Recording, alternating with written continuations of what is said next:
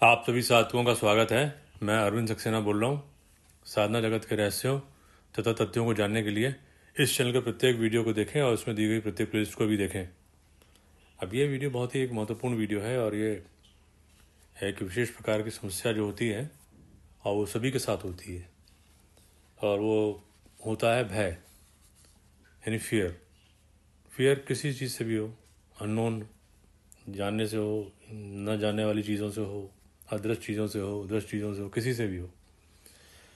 तो वो फियर जो होता है, भय होता है, वो अपने जीवन को बदल देने के डिसीजन मेकिंग को बहुत प्रभावित करता है। जो निर्णय लेने की शक्ति होती है उसको बहुत प्रभावित करता है। और वो अगर उसका हमको कुछ भी उपाय मिले, साधनात्मक उपाय ही हो सकता है और उसके अलावा कोई उपाय नहीं होते। ये कोई काउंसलिंग का सब्जेक्ट नहीं है कि यहाँ पे कि समझा समझा के पूरा थक जाओ उसके कि उसके बाद डरना नहीं चाहिए और फियर कम करो। फियर होना ही होना है, वो तो एक नेचुरल चीज़ होगी, कहीं ना कहीं से आएगी ज़रूर। वो अष्टपाश जो होते हैं साधनात्मक रूप से जब हम बात करें तो उसमें भी भय आता है। तो उससे भी साधना के द्वारा, जैसे मान लीजिए माँ काली की साधना हो रही है, माँ तारा की हो रही है, जो भी माँ विद्या उनसे हो रही है, धीमे धीमे उनसे फियर्स कम होते चले जाते हैं। तो ये एक होता हुआ नहीं, वो एक बंधन जो होता है, बंधन की तरह से काम करता है फियर, और पूरे जीवन को प्रभावित करता है। आज के समय में देखा जाए वैसे अष्टपाशों में तो उसमें मुख्य मुख्य रूप से जो है भय और लालच, ये जो है विशेष रूप से जो भी निर्णय लेने की शक्ति होती है जीवन में उसको बहुत प्रभावित करते हैं। आज के विशेष समय के कालखंड के अनुसार मैं बता रहा हूँ। ये कालखंड के लिए जो मेरे वीडियोज़ हैं उनमें आप देखिएगा, कलीबाधा वाला 227 नंबर वाला और असुर असुर वाले पेज देखिएगा। इन दो भी देख लेंगे अगर तो भी समझ में बातें आ जाएंगी कि कहाँ से कौन कौन से फैक्टर्स हमको प्रभावित करते हैं हमारी सोचने की शक्ति को। 195 नंबर का वीडियो देखिएगा, राक्षसों द्वारा भक्षण पुण्य स्वभाव का भक्षण करते हैं और सहसा विश्वास नहीं करना चाहिए, नहीं तो अनिष्ट का प्रवेश होता है। 236 नंबर का वीडियो है। 223 नंबर का वीडियो है, अनिष्ट और अशुभ का प्रवेश किन कारणों से होता है, ये बड़ा इंपॉर्टेंट वीडियो है।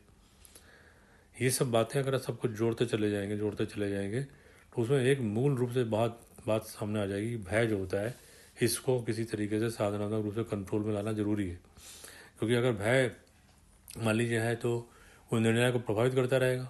उस हिसाब से जो है जो भी व्यक्ति निर्णय लेगा वो हो सकता है बहुत गलत दिशा में चले जाए वो।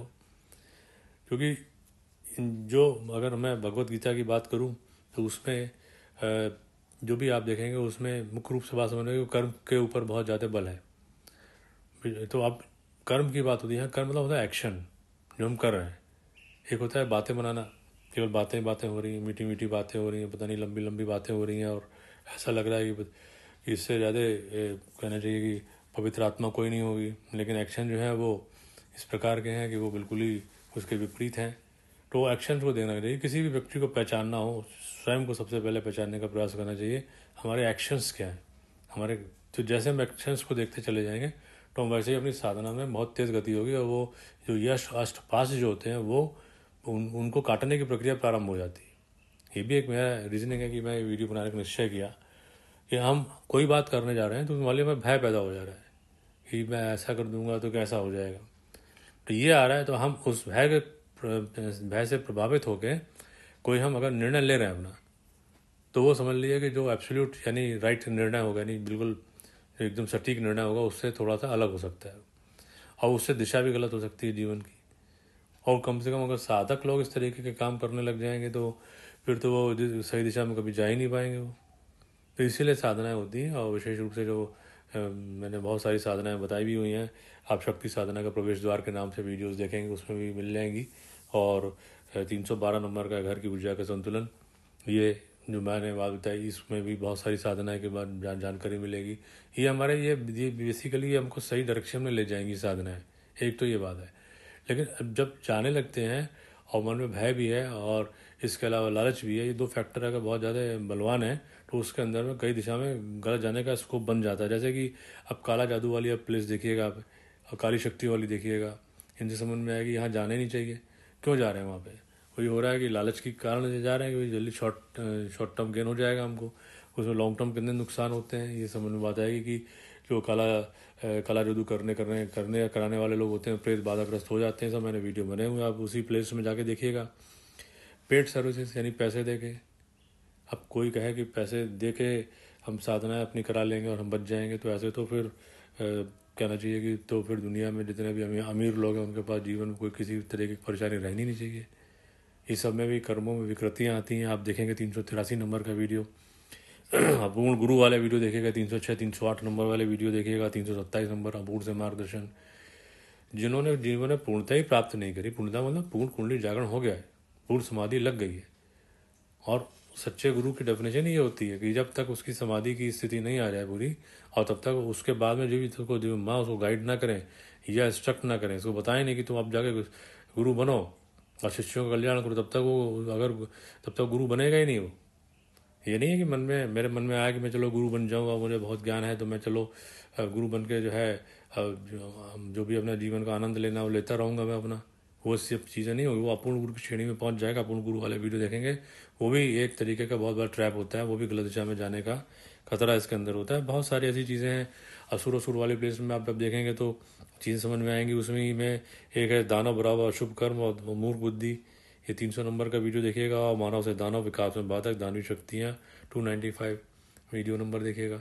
अब ये सब आप जब देखेंगे, इनको अगर भगवत गीता से एक्सप्लेनेशन ढूंढने का प्रयास करते हैं, तो जो मैंने इसके पहले जो वीडियो बनाया है इससे जस्ट पहले वाला, वो है उसमें यह है कि दैवी संपदा और आसुरी संपदा वाले व्यक्ति लक्षण फल श्रीमद् भगवत गीता, ये वीडियो नंबर 486 है। इसमें मैंने जो श्रीमद् भगवत गीता है उसका, उसमें जो 16वां अध्याय है उसमें जो वर्णन था पूरा, उसको बहुत ध्यान से पढ़ना चाहिए प्रत्येक साधक को, क्योंकि उसमें सुर और असुर वाली प्रॉपर्टीज लिखी हुई हैं, बताए हुए लक्षण क्या है, फल क्या है, कि कौन से व्यक्ति जो होते हैं उनमें यानी कि जो दैवी शक्तियों वाली जो अगर उनके अंदर में प्रवृत्ति होगी तो वो उनके लक्षण क्या होंगे, और जिनमें आसुरी शक्तियों वाली प्रवृत्ति होगी उनके लक्षण क्या होंगे, उनके फल क्या होंगे। यानी कि ये जब ये सब श्रीमद् भगवत गीता की अच्छी बात यह है, जो कि इसको आप कहना चाहिए कि ऐसे उच्च कोटि के ग्रंथों में, सर्वोच्च ग्रंथों में इसका स्थान इसलिए भी माना जाता है क्योंकि ये साक्षात जो है भगवान श्री कृष्ण के द्वारा जो है वर्णित है, उन्हीं की वाणी से निकली हुई है, उन्हीं के द्वारा है, तो इसलिए इसमें किसी प्रकार की कोई शंका इत्यादि नहीं रखनी चाहिए। हालांकि शास्त्रों के बारे में मेरा वीडियो बनाया हुआ है, दिव्य विज्ञान शास्त्र की उत्पत्ति, वीडियो नंबर 7 आप देखेंगे तो शास्त्र होते क्या है। मैं अपने वीडियो के माध्यम से ये बताता ही रहता हूँ कि किसी के पास जाने की आवश्यकता नहीं है, शास्त्रों का अध्ययन करते रहना चाहिए, पुराणों को घर में रखना चाहिए, वेदों को घर में रखना चाहिए, और श्रीमद् भगवत गीता है इनको घर में रखना चाहिए, इनके पाठ इत्यादि करते रहने चाहिए, इनको पढ़ते रहना चाहिए। इसी से ही बहुत सारा ज्ञान वैसे ही मिल जाएगा और भटकने का खतरा भी नहीं रहेगा। अब उन गुरु के पास जाने के जो खतरे होते हैं वो भी उससे भी बच जाएंगे, अदर शक्तियों से भी बच जाएंगे, बहुत सारी चीज़ें। अभी आपको इस वीडियो में भी बात बताता हूँ तो समझ में और विशेष रूप से बातें समझ में आ जाएंगी ये। हालांकि मैंने जो है ये जो आसुरी शक्तियों से बचाव के बहुत सारे वीडियो मेरे हैं भी, उनमें से विशेष रूप से रक्षोग्न विद्या वाला 472 नंबर का, और जो है उसमें से एक वीडियो नंबर ये एक है 78 वैदिक सुरक्षा सूक्त है। ये मैंने वैदिक सुरक्षा सूक्त है, ये बहुत ही इंपॉर्टेंट सूक्त है और ये करना चाहिए। इसका एक्सप्लेनेशन भी जो है ये हमको पुराणों में भी मिला है और वो रक्षोग्न विद्या के नाम से है, और वो 472 नंबर के वीडियो में मैंने उसका वर्णन किया विद रेफरेंस किया, उसको जरूर देखने का प्रयास करें। इसके अलावा 368 नंबर का देह रक्षा, ग्रह रक्षा, जीवन रक्षा, साधना रक्षा, शक्तिशाली रक्षा मंत्र, पावरफुल मंत्र आदि, ये वीडियो नंबर 368 है। देखिए, साधना में कोई भी चीज़ हो, सबसे पहले होता है कि मैंने शायद वीडियो नंबर 1 में जब मैंने चैनल शुरू किया था उसी में ये बात बताई थी, ये शायद 2 में बताई होगी, मैं इस समय याद नहीं आ रहा मुझे, लेकिन ये मैंने बताया था कि सबसे पहले कोई भी साधक हो, सबसे पहले उसको अपने जीवन की आयु की, यानी आयु की, और दूसरा रोग की, इन चीज़ों का इंतजाम पहले कर लेना चाहिए कि इनके बारे में विशेष सटीक साधनाएं ढूंढ के रखना चाहिए और करते रहना चाहिए। आज के समय में जब आप ये वीडियो देखना शुरू करेंगे, असुर और सुरवाइल प्लेस देखेंगे और कलीबाधा वाला देखेंगे और 195 नंबर का वीडियो राक्षसों द्वारा भक्षण देखेंगे, ये 3 वीडियो देखेंगे, कलीबाधा वाला वीडियो 227 है, इतने भी देखेंगे, इतनी समझ में आ जाएगी। आज के समय में सबसे बड़ा प्रॉब्लम जो है वो भय की है। वो आसुरी शक्तियों का काम होता है वो भय पैदा करे रहो, इतना डरा डरा के रखो सबको कि बिल्कुल जो है वो अपना करना चाहिए, उनसे भय के द्वारा ही सारे काम कराते रहो।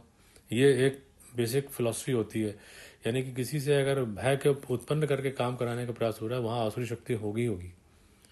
और ये सब बातें आपको जो श्रीमद जो भगवत गीता है उसमें मैंने जो 16वें अध्याय वाला चैप्टर जो है उसके बारे में जो वर्णन किया है उसमें बताया हुआ है सारी बातें, जो कि 486 नंबर वाला वीडियो देखेंगे कि उसी में ही सारी बातें अपने आप आ रही। अब उसी का में से ही जब आप थोड़ा सा और अध्ययन करना अगर देखें कहीं तो पद्म पुराण में मिलेगा आपको। उसमें क्या है कि जो गीता के जितने भी 18 अध्याय हैं उनमें सारे उनके अध्याय जो होते हैं उनका अगर उनका हम रीड भी करते हैं उनका महत्व क्या है वो हमको बताया गया है।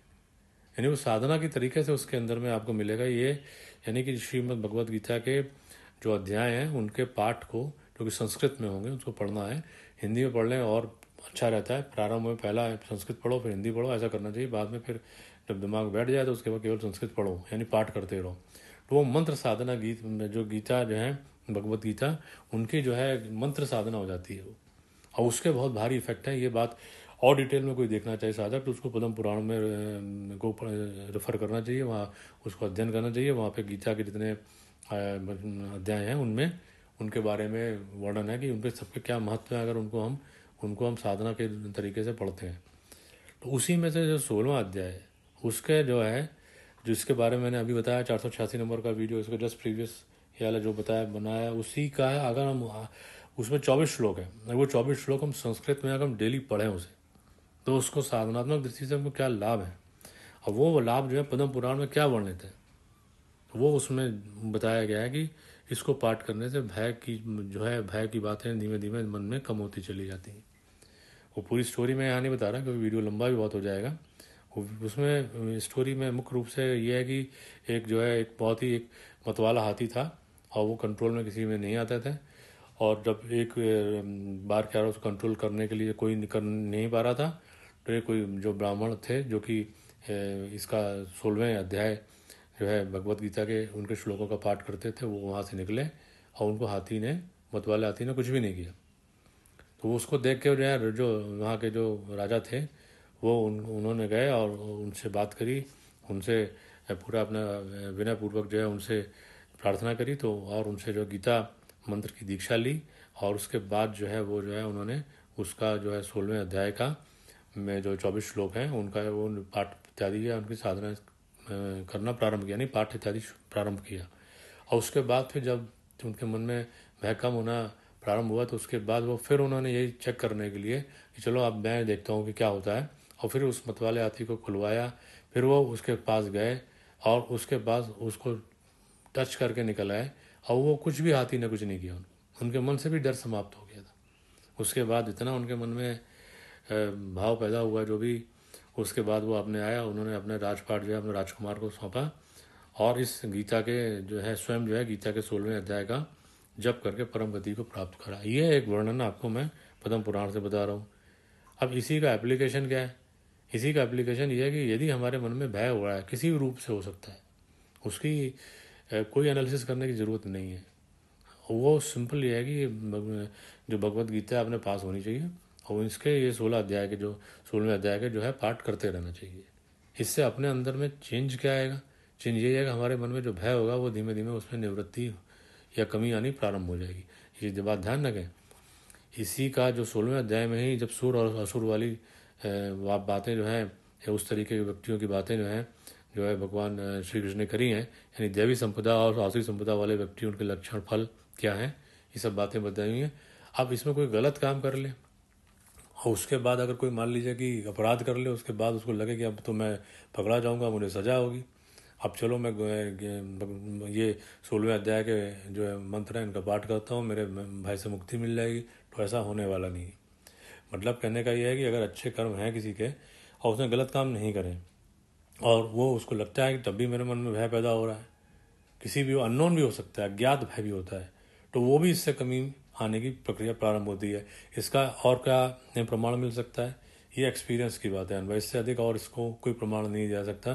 कोई जैसे जैसे कोई करता जाएगा वैसे वैसे उसको अपने अंदर में कमी लगेगी कि ये भय जो है मेरे अंदर धीमे धीमे कम होता चला जा रहा है। जिन चीज़ों से पहले मुझे भय लगता था वो भय अब मुझको नहीं लगता है। किसी भी चीज़ का भय हो सकता है वो। तो जितने भी आप चीज़ें उनमें इस तरीके की पूरे छानबीन करने की ज़रूरत भी नहीं है कि हमारे पास कितने प्रकार के भय हैं और हमको कौन सा भय चाहिए, हमको कौन सा भय को हटाने के लिए क्या प्रक्रिया करें। उसमें कुछ नहीं है, ये आपने आसन पर बैठ के और अगरबत्ती जला के, दिया जला के अपना भगवान श्री कृष्ण का चित्र रख के और हाथ जोड़ के प्रार्थना करके कि मैं जो हूँ अपने आसन में बैठना। ये सब बातें आपको आसन वगैरह के बारे में वीडियो में देख लीजिए कैसे हमें आसन, ड्रेस कोड वगैरह क्या है। और श्रीमद् भगवद गीता के पाठ जो है इसके 16वें अध्याय के 24 श्लोकों के पाठ नित्य करते रहना चाहिए। इससे भी जो है अपने अंदर में क्या चेंज आ रहा है ये अपने आप को देखने का प्रयास करना चाहिए। और आप समझ लीजिए कि अगर कोई सही काम करने वाला है, यानी ठीक कर्म करने वाला है, गलत काम नहीं करता है, उसको जल्दी सफलता मिल जाएगी। जहाँ रही बात की अगर जो मान लीजिए कोई आसुरी शक्तियों से ग्रस्त व्यक्ति भी हो या उसके अंदर बहुत प्रवृत्तियाँ हो, तब भी वो करना कि मन में उसकी इच्छा पैदा हो रही तो वो भी कर सकता है, उसको समय लगेगा। और फिर दूसरी इंडिकेशन उसको कैसे मिलेगा? वो इंडिकेशन नहीं मिलेगा कि उसके मन में ये गलत काम करने की टेंडेंसीज कम होती चली जाएंगी। यानी ये डबल काम करेगा, एक तो भय भी कम करेगा, दूसरा मन में गलत काम करने की प्रवृत्ति भी कम होगी, और ये भी धीमे धीमे संकल्प और आगे बढ़ेगा, स्टेडियम में आएगा कि अब मुझे गलत काम नहीं करना है। तब समझ लिए कि उसको आगे मुझे सफलता मिल रही है। मैंने कई वीडियोस में जो कि अथर्ववेद संहिता से भी बने हैं और वेदों से कई जगह से मैंने ये रेफरेंसेस के रूप में आप साधना पक्ष में देखेंगे, मैंने बताया पाश बंधन वाले वीडियोस में बताया कि जो अगर कोई गलत काम भी करे, साधना भी करे, तो उसको जो है देवी देवता स्वयं में जो है उसको पाश बंधन में डाल देते हैं और उसको कोई भी मंत्र उसके काम ही नहीं करते हैं। ये विशेष रूप से बात ध्यान रखनी है। दूसरी बात मैं आपको एक बता रहा हूँ, एक वीडियो नंबर 291 देखेगा 291 ब्रह्म राक्षस वाला, कि जो कि व्यक्ति ऐसा गलत काम भी करे और साधना भी करे तो ब्रह्म राक्षस की श्रेणी में जाने की उसकी गति सारी बनने लग जाती है, दिशा उसकी उसी तरफ चली जाती है। अब रही बात की श्रीमद् भगवद गीता की, मैं जो 16वें अध्याय के महात्मा की बात कर रहा हूँ और इनके मंत्रों के जो है इसको पाठ करने की बात कर रहा हूँ। ये चूँकि भगवान श्री कृष्ण के द्वारा स्वयं वर्णित है, तो एक बात ध्यान रखें, लोगों का अक्सर मन में, साधुओं के मन में बड़ा प्रश्न भी रहता है, और ये जेन्युइन प्रश्न भी है और होना भी चाहिए। और इसके बारे में एक मेरा वीडियो बना भी हुआ है, गलत मंत्र के खतरे, 257 नंबर का वीडियो, कि गलत मंत्र कहीं से मिल गया अगर तो नुकसान बहुत सारा कर सकता है। उस वीडियो को देखने का प्रयास करें। लेकिन जब हम श्रीमद् भगवद गीता को रीड कर रहे हैं, उनके मंत्रों को रीड कर रहे हैं, तो ये दुविधा हमारे सामने नहीं है, कोई दुविधा नहीं है उसमें, क्योंकि वो भगवान के द्वारा स्वयं में बताया गया है। अब उससे ज़्यादा चैतन्य क्या हो सकता है? तो इसलिए वहाँ पे कोई इस तरीके की कोई बात नहीं, बस ये कि साफ तरीके से अपने आसन पर बैठ के और करना चाहिए, इधर उधर बैठ के नहीं करना चाहिए, ध्यान रखना है। अब कोई विशेष परिस्थिति हो तो कहा नहीं जा सकता उस बारे में, मैं उसके बारे में चर्चा भी नहीं करता हूँ वीडियोज़ में। मैं विशेष जो कि बात है कि आपको आसन पर बैठ कर साधना के तरीके से जो होती है वो बातें मैं वीडियो में बताता हूँ, उस तरीके से बैठ के करना है। उसके लिए आप जो वीडियो नंबर 312 भी देखिएगा, उसमें भी मैंने बताया विधि वगैरह क्या हो और आसन पर कैसे बैठना है। इसका आसन रहस्य वाले वीडियो में देखिएगा। प्लेलिस्ट में आप होम टेम्पल वाले वीडियो में जाएंगे, वहाँ सब आपको आसन के बारे में भी जानकारी मिलती चली जाएगी। आसन रहस्य के बारे में 389 वाला वीडियो जरूर देखिएगा मेरा, इससे भी बात को समझ में आ जाएगी। ये सब देखते हुए और अच्छे काम हमको करने हैं, कोई गलत काम अगर हमने कर दिया हमको अब आगे से नहीं करने। इस बात को ध्यान में रख के मन में अब संकल्प लेके तब इसके पाठ करे जाए तो ये हो सकता है कि इससे थोड़ा सा शीघ्र जो है रिजल्ट्स मिले, बस यही है। और रिजल्ट किसको कितने मिलेंगे, उसके पास कितने पाप दोषों का भंडार है उस पर निर्भर करेगा। किसी के बारे में कोई टाइम फ्रेम नहीं बताया जा सकता, लेकिन जो करते चला जाएगा, लगातार करता चला जाएगा और उसको अपने भय में कमी जैसे लगने लग जाए, तो मान लीजिए कि उसको भगवान की जो है एक कृपा मिल रही है और उसकी वजह से जो है वो उसके कुछ ना कुछ पाप दोष ऐसे घटे हैं कि उसके मन में भय की स्थितियाँ वो कम होने लग गई हैं, और फिर वो आगे जैसे और कम होती जाए समझ लेंगे कि हम आगे सही दिशा में जा रहे हैं। अब रही बात है कि जब मन में भय हो जाए, इसका मतलब ये नहीं है कि फिर हम दादागिरी करें जाके किसी से, ये सब भी बातें ठीक नहीं होंगी। फिर वो अगेन जो आएगा, फिर वापस हो जाएंगे, सांप सीढ़ी का खेल शुरू हो जाएगा, फिर वापस नीचे पहुंच जाएंगे, फिर हम वहीं पे जहाँ थे वहीं पहुंच जाएंगे, हो सकता है उससे नीचे पहुंच जाए। इस तरीके की टेंडेंसी नहीं रखनी। ये बेसिकली सुरक्षा की चीज़ें हैं। सुरक्षा के लिए जो मेरे वीडियो मैंने बताया, 368 नंबर का वीडियो भी देखिएगा, देह रक्षा, गृह रक्षा, जीवन रक्षा, साधना रक्षा, शक्तिशाली रक्षा मंत्र, ये जरूर देखिएगा। रक्षोग्न विद्या वाला मैंने बताया 472 नंबर का वीडियो, 78 नंबर वाला वीडियो मैंने आपको बता ही दिया।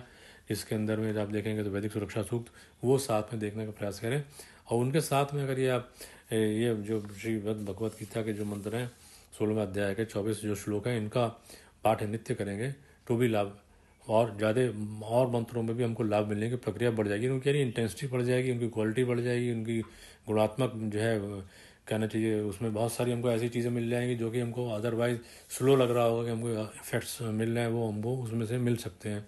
ये सब बातें अनुभव की हैं, इससे अधिक कोई इसकी कोई एनालिसिस करने की ज़रूरत नहीं है। और ये जो भी अनुभव मिले उस अपने सारे अनुभवों को किसी को ज़्यादा बताना नहीं चाहिए, ये अपने पास ही रखना चाहिए। वीडियो नंबर 227 देखिएगा,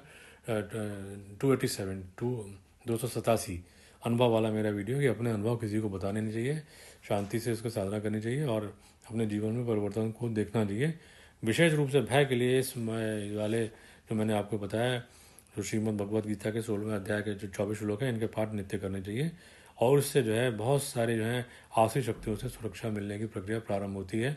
ये अपने जीवन में जरूर अनुभव करना चाहिए। और इस बात को कि जो भगवान श्री कृष्ण के द्वारा स्वयं में मंत्र दिए गए उनको कभी भी छोड़ने का तो मन में आना ही नहीं चाहिए। उसको तो सबसे पहला कोशिश करनी चाहिए कि हमको उसको कर लेना चाहिए।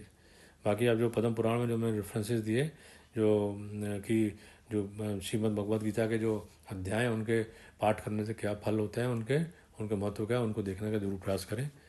तो आशा करता हूँ कि आप सब लोगों को जानकारी अच्छी लगी होगी। इस वीडियो को देखने के लिए आप सभी का धन्यवाद।